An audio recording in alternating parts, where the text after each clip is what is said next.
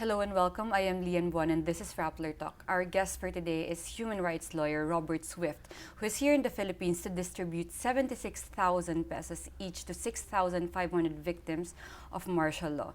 Good day, sir. Thank you for giving the time. I guess my first question is, this decade's worth of work for these people, and how do you feel today seeing them, old people, going to the CHR and you getting to distribute the checks? I mean, are you satisfied, or are there more fights to fight? Well, I'm gratified that I'm able to obtain money for people who are class members in the case. It's been a long struggle. The case is now 33 years old, and obtaining the money has been a major challenge. You mentioned 10 years. Well, the last phase for this distribution has taken 6.5 years. Before you got here in the Philippines, there was there was a news item about the Solicitor General not wanting to opt for the settlement because they said it would be disadvantageous to the Philippine government. What happened to that? Well, basically the case was settled, and after it was settled, then the Solicitor General raised an objection. I would have been happy to have tried the case because I really felt I was going to win it. It was going to be tried before a jury in New York, and I think the Republic had a weak case. Nonetheless, in order to get money quickly for the human rights victims, I agreed to a settlement which would allow the Philippine government to obtain a much lesser amount than the class I was representing. So how much is the government getting a cut from that? Of the roughly $23 million, the Philippine government is getting 4, and the class is getting 13.75. And the Philippine government would have wanted a larger cut? That's why they said it was disadvantageous? I think that's correct. They wanted more money, but they were going to lose the case, so they were lucky to get what they got. So that's moot and academic now, because obviously you're here and you're getting to distribute the... That's right. For me, the principal objective was having money in hand to distribute. We always hear of this Hawaii court ruling from 1995, and it was worth $1.96 billion, almost $2 billion, but that hasn't been distributed yet because our courts, the Court of Appeals, said a U.S. court has no jurisdiction over the Philippines. What's happening with that case, and where do you plan to take that case? Well, simply because there was a judgment entered for the class in the U.S. didn't mean that the Marcoses were going to pay the judgment, and hence that has been the struggle, because the Marcoses concealed their assets and and still have not voluntarily paid anything, not a single peso. The money that we have collected is money that we have found, and it has been held by others for the Marcoses. So the estimate of almost $2 billion, that's not money that is concrete. It's like, it's an estimation of how much they're worth, but we don't know where they are. Is that correct? It's a number on a paper in a judicial document that entitles me to try to collect then that amount. Do you think we could ever find those? I mean, where would we ever find those money? I mean, what concrete steps could we take to find the money? Well, the first step would be for the Philippine courts to recognize not only the 1995 judgment, but also the 2011 judgment for contempt against Imelda Marcos and Ferdinand R. Marcos Jr.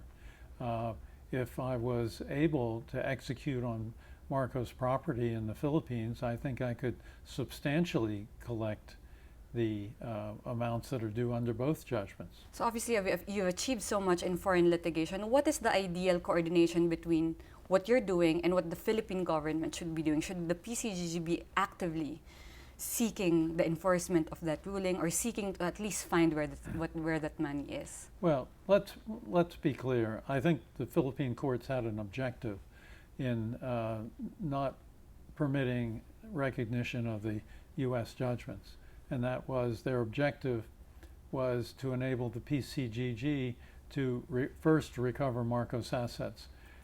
If we were able and had an equal chance, which we should have had, then we would have recovered significant assets. Let me remind you that in 1986, most Marcos assets were sequestered, at least those in the Philippines. many of those are still held by the PCGG, and the courts haven't adjudicated entitlement to those assets. So if I'm able to execute, I would absolutely move on all assets as quickly as I could. You talk about assets that we already know where they are. So in 2009, the Arelma loot has been forfeited in favor of the government, and Swiss deposits has also been forfeited in favor of the government. So that's money that we know it's here. So what's happening to those? Why can't we get them? Well, you're not correct when you say that the Arelma money is here. The Arelma money has always been in New York, and at the moment it sits with the comptroller of the state of New York under the custody of the New York State Supreme Court. So we've been litigating over Roma, that is the Republic and the class, and initially the class prevailed, but the Philippine government played games, and they, although they had every right and privilege to seek that money, the game they played was this. They said, well, we don't want to litigate in the U.S. over this money, and because we're a necessary party, nobody should be able to litigate over it. In other words, we're going to take our ball and go home. Well, I don't think you do that with human rights victims, particularly those that have been persecuted by the government. The government of the Philippines, no matter which regime it is the perpetrator. The government is the perpetrator, and no perpetrator should be allowed to take that position. To clarify, which administration played that game you were talking about? Every administration. Every administration. And what ball did they take home? Did they get a cut of that Arelma loot? The Roma money still exists. It's around $41 million, and it's with the state of New York. So to simplify it to people, what is the legal process for human rights victims to get that or to get a part of that? Well, there's active litigation in the United States. It's not to a conclusion yet. However, I would hope that we'll have some conclusion within a year. Currently, at the request of the Philippine government, the United States Department of Justice is litigating on its behalf to try to obtain the Roma money. Mm-hmm. You were correct when you said that the Philippine government obtained a forfeiture judgment. I question the validity of that judgment. It was in 2009, and I just don't see how Philippine courts could ever assert jurisdiction over property that is in the United States, not only in the United States, in the custody of a U.S. court.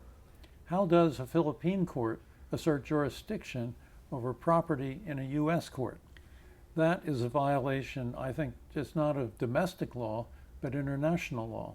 How would you have wanted it to pan out? What should they have done? What should the Philippine government have done, or what should have others done? Well, I think a settlement would have been the natural result. But there's another issue that I've always had with the Roma money, and that is the money came from Campos, Jose Campos, and in 1986 the Philippine government settled with Campos and gave him a full release. Under U.S. law and under Philippine law, the Philippine government has already recovered the Roma monies that it said it was due. It's now trying to get double payment. So the Philippine PCGG committed fraud in its own court by wanting to get a double payment by seeking forfeiture. So when you say settlement, which parties are we talking about? Is it going to be a settlement between claimants and the Philippine government, or the Philippine government and whoever crony we're talking about here? Well, there's a class of Filipinos that I represent, and a settlement would be between the Republic and the class to try to resolve the Roma monies. I'm not reluctant to settle. I believe I have a very strong case to entitlement to the Roma monies. Certainly the federal court, when this was initially litigated in 2004, agreed with me, as did the Court of Appeals. It was only on that technical ground where they played games. So what it's sounding like to me is the Philippine government has always been reluctant to share what it's going to recover with the victims. Am I correct? Of course. Could they justify it by saying we could revert it back to our treasury and spend it on national projects, on other things? Would that be justifiable to you? No, no. The victims have yet to be compensated for the grievous injuries that were perpetrated by the government under Marcos. Talking about this administration, do you feel this administration has been cooperative in trying to, in litigation, foreign litigations, and trying to give the money to these human rights victims? Well, I'm only dealing with the PCGG, and the PCGG has been anything but cooperative. How so? It's been litigious and hiring lawyers to object to everything in the case. So how have you been able to work so far with them? I don't know that we have. I try to get along with other lawyers. We have differences, and we try to talk about those differences. And when we're not able to agree, then there's a judge, in this case, judge in the U.S., who can decide those issues.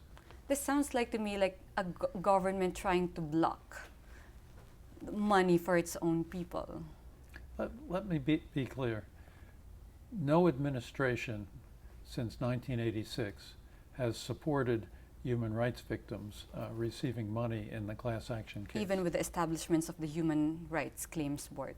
Well, that was the government's obligation to all victims, and whereas the class action is against the Marcoses, and we've been trying to collect Marcos assets to satisfy that judgment. That's where the Philippine government's opposition has been. Just so every viewer would understand, why are we litigating this in foreign courts? It's because all the loot is overseas?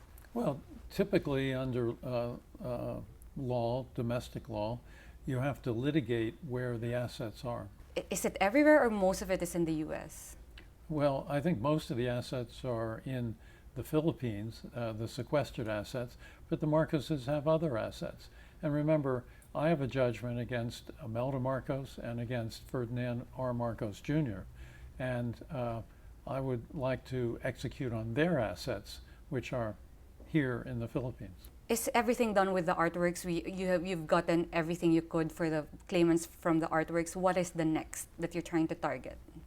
Well, we're now focused on the Roma assets, and also to obtain recognition of our judgments here in the Philippines. Earlier this week, when you held an assembly of the claimants, some of them weren't satisfied because some of them didn't get compensation because apparently documentation, they weren't able to file documentation. How are you trying to fix it or address that problem? Well, I'm bound by court orders. In this case, all claimants had to submit claims originally in 1993. In 1999, the court required confirmation of all those claims, partly because the Marcoses objected, saying that, oh, a lot of these claimants are fraudulent and so forth, and convinced the judge to require that confirmation. And not everybody confirmed. That was the problem. So the court in 2011 ruled, when we finally had money to distribute, that only those who did confirm in 1999 were eligible. So who vetted them?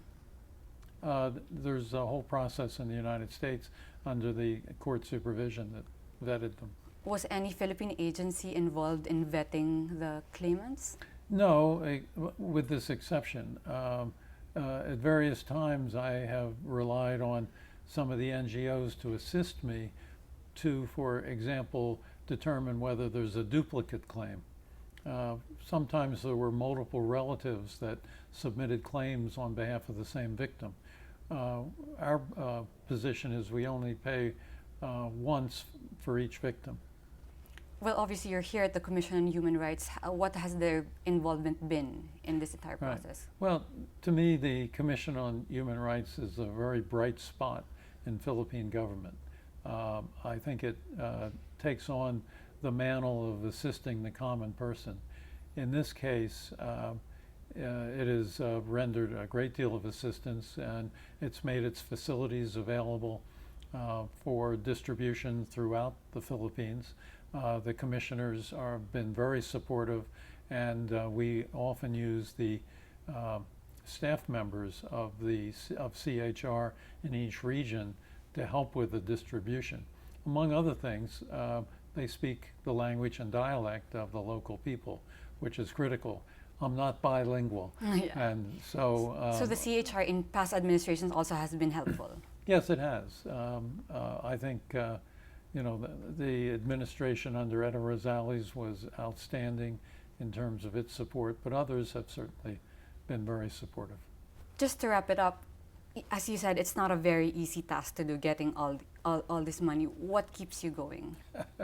Well, you're right in the assumption, because I'm opposed not only by the Philippine government but by the United States government. It's been active in its opposition, and currently is, for example, in the Roma case. Switzerland has been opposed to what I've been doing. And what keeps me going is the desire to help these people. I always shake the hands of people when they come, the class members, and I derive a lot of joy out of hopefully making their lives a little better. You have 3 distributions so far in the years. Whenever we've recovered money, we've quickly tried to distribute it. Does it come near to bringing them justice for what happened during the dictatorship? Right. I don't think there's anything that will bring them complete justice, but certainly the verdict in the case, finding Marcos responsible, vindicated their position as to what Marcos did during martial law. Do you believe that victims deserve a share in everything that constitute the ill-gotten wealth of the Marcoses? Everything. Well, by calling it ill-gotten, you're basically saying it's really government money. I think the Marcoses had other money and other assets, and that are not necessarily ill-gotten. The government has tried to block us from recovering those assets. Do you think, so the other money that is not necessarily ill-gotten, do you think they belong, a share of it belong I to think the all of claimants? it belongs to the claimants. Okay, thank you so much. That has welcome. been human rights lawyer Robert Swift for Rappler Talk. Thank you for watching.